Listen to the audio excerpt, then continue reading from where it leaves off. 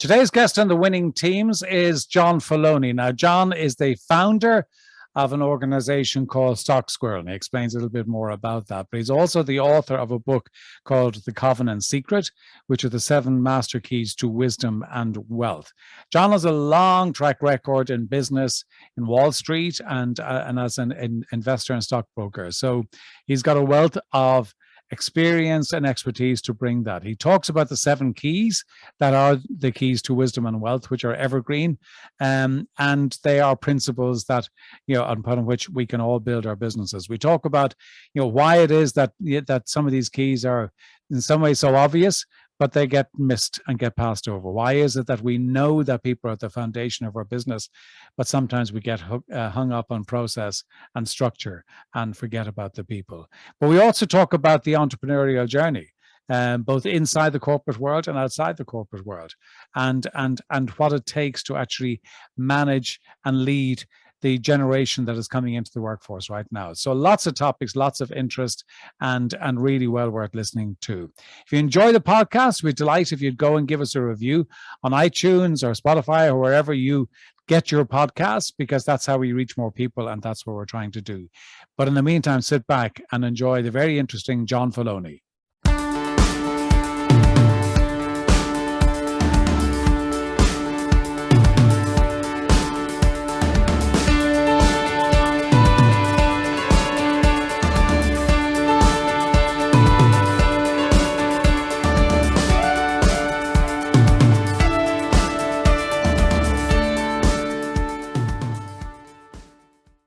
John, thank you so much for being a guest here on the Winning Teams podcast. It's a real honor to have you here. I'm so happy to be here. Thank you for having me, John. Not at all. It's a pleasure. I'm going to talk about your book, The Covenant Secret. But first, tell me, I want to ask you about your other business, so Stock Squirrel, which I just found very interesting when I was reading up about you. So maybe just explain a little bit about that, and then we'll go into the book itself. Sure. We'll be launching Stock Squirrel, which is an investment app, in the next couple of months. In it, it's simple that when you go into a public company like Starbucks, Home Depot, Walmart, that has stock that trades on in the market, it's an investment app where you actually will acquire stock at the cash register while you're spending your money. So in other words, if you're buying a $5 coffee at Starbucks and you're signed up at the 20% level, then you're also buying $1 worth of Starbucks stock. So you build a portfolio in the very companies where you spend your money, which is the investment philosophy of Peter Lynch, who built Fidelity with his Magellan Fund. And we're a full service broker, and we also give voice to our users, where collectively they can have a voice in the very companies that they spend their money, buy stock, and love. That's a brilliant idea. That's really clever. Because your background is Wall Street, isn't it? So maybe just tell people a little bit about your background so that we can give context to talking about the book, The Covenant Secret. Sure. I've been on Wall Street for 40 years. I began at E.F. Hutton in Boston, Mass. And I went into management there. And while I was an officer at E.F. Hutton, I was also chairman of T. Boone Pickens United Shareholders Association. So I was a shareholder advocate. As a matter of fact, I brought a lawsuit to block the merger when we were being taken over on the behalf of shareholders, which led to a best-selling book that I had, The Fall of the House of Hutton, which was the E.F. Hutton story. Right. And then I was a senior executive at a number of other brokerage firms and CEO of a small investment bank. But I always had entrepreneurial ventures going on the side, marketing to millennials and to younger people. And all of this stuff came together into the company Stock Squirrel, which again, we're going to be launching pretty soon. So yeah, I've been around a long time. Well, it does position you very, very well to write the book, The 7 Master Keys to Wisdom and Wealth, which is the subtitle of the book, The Covenant Story. And you've written this book, which I really like when somebody does it this way, as a parable. Yes. about kind of a money hungry, for they're my words, not yours, money hungry entrepreneur, Bill Rand, who ends up being guided by this seasoned mentor, Tom Crawford. And Yes. one thing before we get into that, just curious, did you have a Tom Crawford in your life? Yeah, I've had a number of Tom Crawfords, and I also had a real Tom Crawford who was a friend of mine who passed away probably 16 years ago. And yeah, but in all of our careers, we have people that we listen to that support Mm. us in every way. I've had numbers of them over the years, and they've all been very special to me. So the the Tom Crawford in this particular book is an amalgamation of all of those people Right. who have helped me along. Yeah. Yeah, very important to have in your life, and very important to listen to them. And I think Yes. I think it's also good. I would kind of refer to them as almost like a board of directors that you have, that people that bring different things to you. And I think it's important to do that. But before we get into, you talk about the seven master keys. Before we get into the keys, I want to explain the concept of what you call stakeholder capitalism. Maybe Yeah. can you So explain what that is? sure. So, it used to be the paramount constituency that all of corporate America served was the shareholder.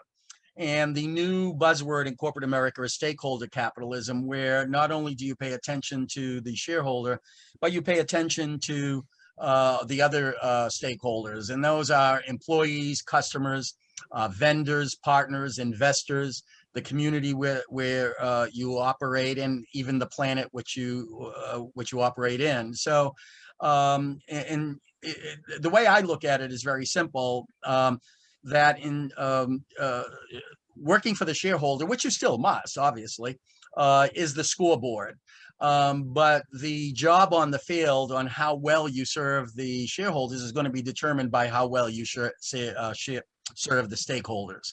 So that's very, very important. And interestingly enough, I wrote this book 30 years ago. I released it a few years back in an electronic form. But then, because of the whole new world of stakeholder capitalism and how each one of my chapters, and I did this 30 years ago, includes how to deal with every single stakeholder that they're talking about today. So I thought it was very, very timely. And in the commonality of every stakeholder, including shareholders, is they're all people. And different people value different things, but it's all about how you treat people and relationships with them. And that's what this book is about. Yeah. I come from a financial services background. And and the one thing that I used to always feel challenged by in running a financial services company was that it is this balance between the long-term return you give to investors, and the short-term performance. And I used to always have this argument that fund managers tend to be very much rewarded on short-term performance, but the promise to the client is actually on longer-term performance. Yes. And how do you actually square that circle? And I suppose for CEOs in publicly quoted companies, they live or die by the share price, don't they? So how do they get that balance right?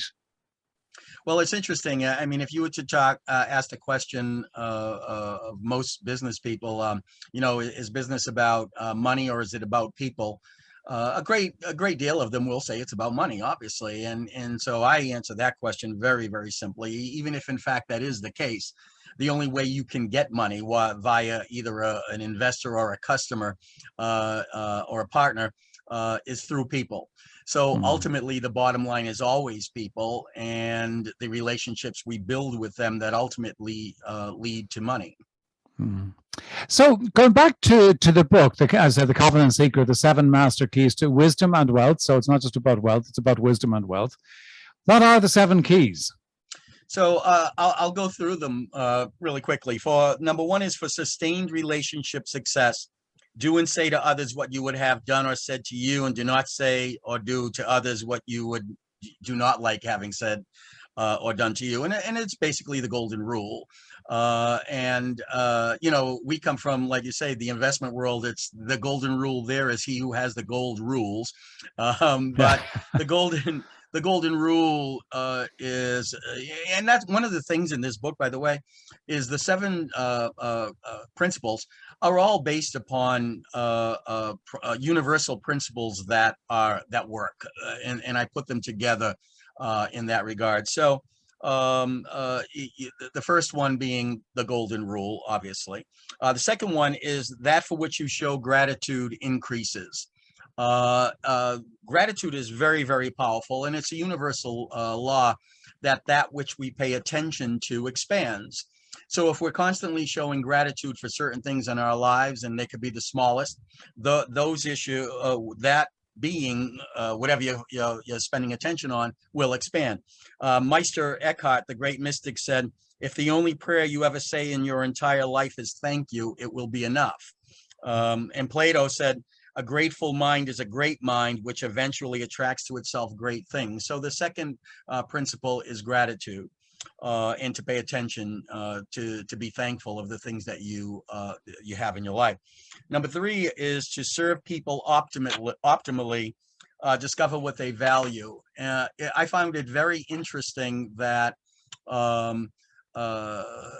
between the professional and client relationship, and the word client is very, very important, in that in a store, we can have a clerk serve a customer. But as a professional, we can never have a clerk serve a client, because a client is that there's that covenant, that sacred covenant between a professional and a client.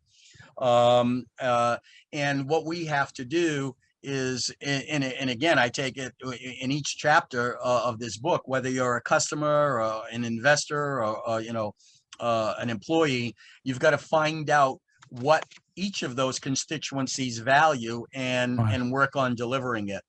The 4th principle is honesty builds trust. Trustworthiness is the foundation of character. Character determines the fruit and pleasure of a relationship. Truth and trust are critical to any relationship, and we must have them. That's obvious. Number 5 is the ability to influence others is the most valuable relationship asset. Demonstrated integrity determines the extent to which such influence is granted. So the source of one's ability to influence is always foundationally based upon integrity. Number 6 is passion plus compassion moves mountains. And again, that is not only for ourselves, and it's the Joseph Campbell follow your bliss, but not only should we be passionate about what we're doing, but we should also find out within the different stakeholders, or people that we serve, to find out what they are passionate about, and compassionately deliver it to them. 7, what you believe determines what you think, how you decide, the actions you take, and what you accomplish. Typically, if we're getting a result of something, we'll typically go back and say, well, I should have taken a different action. I should have made a different decision. And that's correct. However, what is more valuable is going all the way back to what you believe, because what you believe determines automatically what you think, how you decide, the actions you take, and the results you get. And it behooves us to always take an inventory during the course of our lives on the things that we believe, and to look at them and see if they continue to serve us. So those are the 7 principles. I mean, it's really interesting when you listen to that, and of course, that they are all golden rules in their own way. And but and as you say, it's so much about relationships, isn't it? I mean, at the end of the day, it always comes down to the relationships.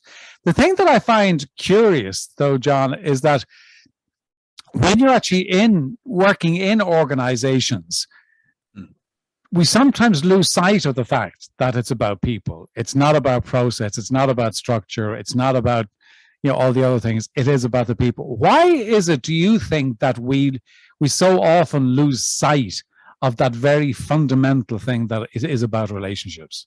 One of the reasons I wrote this book was over my course as an executive in running companies and serving different clientele, is I found that one of the when people were treated badly, the ultimate excuse given is business, right? How many times have we heard that? And that is the excuse we have to treat people badly. And I also found that the policies typically within a company are based upon the lowest common denominator of people's behavior. And we set these policies that are and with the expectation of people to behave badly, whereas I believe it should be the highest common denominator of people. And if we have the anomaly of people behaving badly, then we can deal with that. So it ultimately leads to what the covenant secret here is in my book, when the protagonist takes his journey through it, and realizing that our connection with human beings is very profound, and the reflection of our world out there is going to be based upon the way we look at ourselves too. So I think the people factor tends to get lost in a whole host of noise out there, and we have to pull back and reflect, and that's the journey of the characters in this book. Yeah. And when you look at the 7 keys that you just talked about there, John, what are the ones that you see that either trip people up or people just kind of miss more often, and the impact of that? I think what they miss is they miss the fact that their own humanity, that other human beings are not there to serve them, but that there is a reciprocal transaction in relationships and the human beings what we deal with, and a consideration that should be given at all times. I think we just lose basic decency and consideration for the fact that we are dealing with human beings who see the world differently than us, and that it behooves us to have those discussions where in fact we can be on the same page with others. And I mean, you've had a lot of experience in Wall Street. You've had a lot of experience as an entrepreneur. In your opinion, John, what gets in the way of entrepreneurs building sustainable businesses? Well, I think what gets in the way of that is where they focus. I'll go back to the gratitude thing that I said earlier, where that which we pay attention to expands. So it behooves an entrepreneur to be very careful about the metrics they use in running their business, because whatever metric that they're using and paying attention to is going to expand. So I think an entrepreneur has to constantly evaluate the things they're paying attention to in their business. And an entrepreneur must also be willing to pivot as they deal with new information in the marketplace that is given back to them when they do take actions. So I think it's the answer to your question is to pay attention to what you focus on, and when the marketplace gives you after you take actions, gives you results, to be able to pivot and move toward those things that give you the results that you do desire. Mm-hmm. It's interesting when we talk about entrepreneurs, because what we tend to kind of separate in some ways, or many times separated. You know, if you're either in the corporate career or you're an entrepreneur, and ne'er the twain shall meet, which is not, in my opinion, necessarily true. And I think that nowadays, you know, what's actually required, and I'm just curious if you'd agree with this, what is required in the corporate world is making sure that we're fostering the entrepreneur, that we can get the benefit of the entrepreneur within the corporate framework, and not make them feel that they're an outsider. Yeah, and if you look at what is the foundational or fundamental difference between, say, a corporate executive and an entrepreneur, I think it has to do with the rules and structure of a corporation being far too strict and cumbersome for someone with an entrepreneurial bent. And it behooves us to structure in our corporations the ability to foster entrepreneurism, especially within corporations, because of today's intense competitiveness. That if you are creating any policy or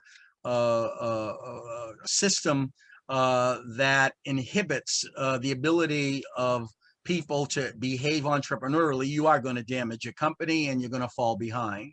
Hmm. Do you look upon the seven master keys as being timeless? Oh, absolutely. They're all based upon universal truths and spiritual truths as well. So, no doubt, they're picked purposely for their timelessness. Right. And when you look at I mean, if you look at organizations now, one of the challenges that organizations have is attracting the kind of the younger generation coming into the right people coming into the organization and retaining them for a period of time. How important are your seven master keys to actually doing just that? Yeah, people like us with gray hair or no hair sometimes have a difficulty in dealing with the Gen Z and the millennial generations, because they're hugely different in approach. I'll give you an example. I don't know, maybe 10 years ago or so, on the cover of Fast Company magazine was the picture of Shaun White, who, the crazy red hair. He had just won gold medals in snowboarding, and the gist of the article was they were asking him, "You've been inundated with 20 plus corporate sponsorships, yet you've only chosen three." And he looked at them like they had six heads, because his answer was, because I use those three products. It used to be in our day, if you pay Michael Jordan, $1 million to promote this cup, he would promote it as the greatest cup, in the history of the planet. But nowadays, millennials, Gen Z, and these young people, more than anything, are about authenticity. They can smell a sales pitch a mile away and discard it very, very quickly.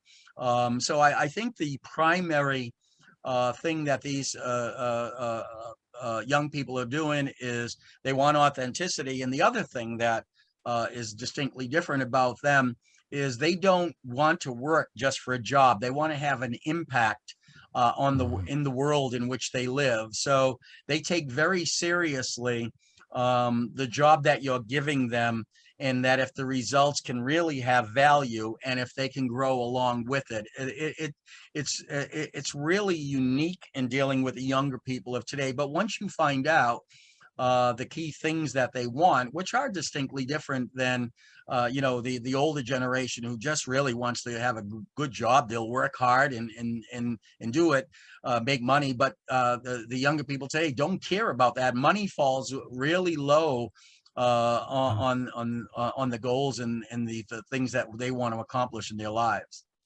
I think the interesting challenge there, John, is that that same generation, then, when they join the organization, they're being managed by a different generation who have somewhat different experience and different view on life.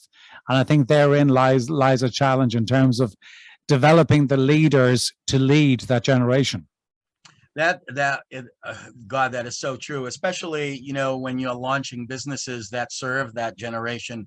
One of our secret sauces for my current company, but also for companies I've run in the past, is that whenever we write anything, any communication via social network or whatever, that's going out to a Gen Z person or to a millennial person, will be written by a millennial person or a Gen Z person, because they can smell one word in that communication, if it was written by, an older guy like me or you, they'll smell that out in a second. It could be Absolutely. it could be the craziest little thing that you and I would say, I don't see anything wrong with Yeah, that. yeah, So yeah. our older people will edit and make sure that we're, meeting our objectives and stuff, but the actual communication itself must come from the generation itself. It's so critically important. Yeah, absolutely. John, I think the book, The Covenant Secret, I love the fact that it's timeless. I agree with you. It is timeless because they are principles that really do, underscore and really are the basis for the growth and development of future businesses. Before we wrap up you can tell people how to get in touch with you. Two questions I ask everybody. One, a book other than your own that's had an impact upon you. What's the book and what was the impact? Yeah, I mean, I can go way back to when I was young, and it's interesting. At 18 years old, I bought a franchise to Success Motivation Institute, which was marketing programs to businesses on motivation. And one of the books that impacted me big time then, it's one of the classics, is Think and Grow Rich. Oh, yeah, I knew you were going to say that. Yeah. Yeah, I mean, it has Fantastic. to. You just talked about something, earlier when we started the podcast. You said, having those mentors as our board of directors. Well, Napoleon Hill talks about picking exactly. the greatest people in history as our board of directors. Like Abraham Lincoln, George Washington, Jesus Christ. Put them on your board that you pass things through, these things through, and try to figure out what how they would handle things. So yeah, I mean, that book is so wise in so many ways, and so yeah, that had it's extraordinary again how timeless that is, isn't it? Because I mean, those were written really a long time ago, and it's still as relevant today as it was when it was written. It truly is. Yes. Extraordinary. Second question is daily rituals, if you have them, what they are. Happy to share them, what they do for you. Yeah, and I guess this came about even when I started on Wall Street, and I've been doing it since. I read 6 newspapers every morning. I'll be out of my house at 5:30. I can get the papers at 5:45, and I'll be at Starbucks at 6 o'clock going through them all, and I'll be cutting out the different articles that would pertain to me or somebody else that I can share with. And I think that came about of being a very young stockbroker. And I was 21. I was one of the youngest in the EF Hutton system. And one of the things that really I loved about being a stockbroker and serving clients on investments was that no matter what is going on in the world can have an effect on an investment, could affect a decision that day. So being savvy and being up to date on everything that's going on just became a love and a passion of mine, even to the point when I travel or on vacation. The very first thing that I'm going to do is find out where I can get the papers at what is the earliest time. And I'll be out alone in the morning at any place in the world, before the sun comes up, and I have to get to the newspaper. So that's a ritual that has never changed. And it's truly a passion of mine as well. Awesome. Well, clearly has served you well. So it's been a very good one for you. John, where can people get in touch with you? We'll put it all in the show notes, but if they're listening, where can they get in touch with you now? Yeah, my email address is jfeloni, JFELONI at AOL.com. I have my own website, johnfeloni.com. Stocksquirrel.com would be another one. So I have multiple ways that I can be reached. Okay, and presumably they can buy the book, The Covenant Secret, in Amazon or other places. Yes, they can. Yes. John, thank you so much for being a guest. It's been a real honor and a joy to have you. I look forward to continuing the conversation at a future date. I thoroughly enjoyed it. Thank you for having me, John. Pleasure.